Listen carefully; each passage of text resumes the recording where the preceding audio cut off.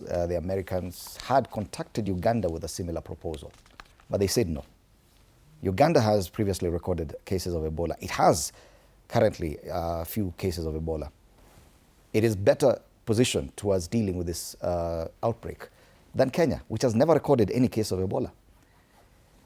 But Orero, it's the vague nature of this response by the Ministry of Health that Kenyans are more concerned about, because Kenyans have real concerns about their own health, the health of the healthcare workers who would have to deal with this.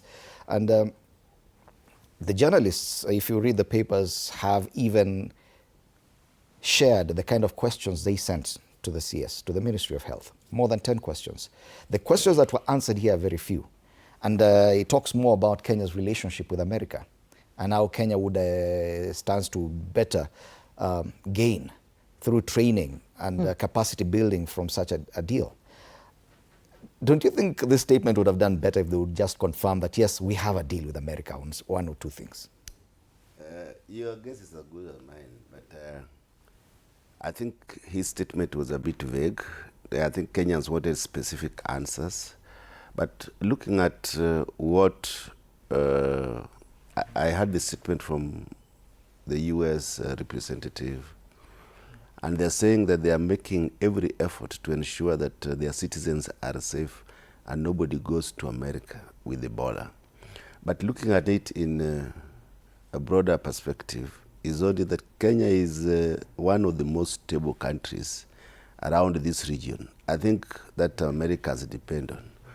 But I don't think it will be good for this country that we quarantine foreign citizens. And you know, we have, just as my colleague has said, we have international law governing who visits this country and who leaves this country. There is no citizen that will come to this country with full knowledge that they have infectious diseases and they are allowed in this country.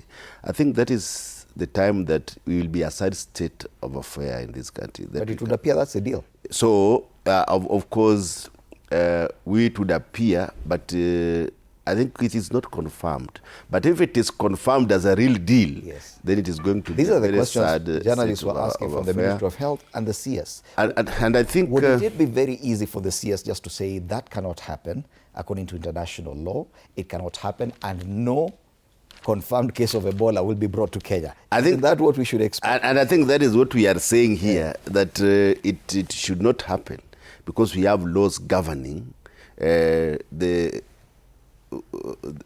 those who come to this country. They pass through very vigorous rules and laws, the immigration rules in our country. And I think the CS should be very, very candid with the Kenyans, that really this is not the case for this country. And Kenya, we are safe, just as he's saying that we are also doing everything possible to ensure that, Ebola is one of the deadliest infectious diseases in the world.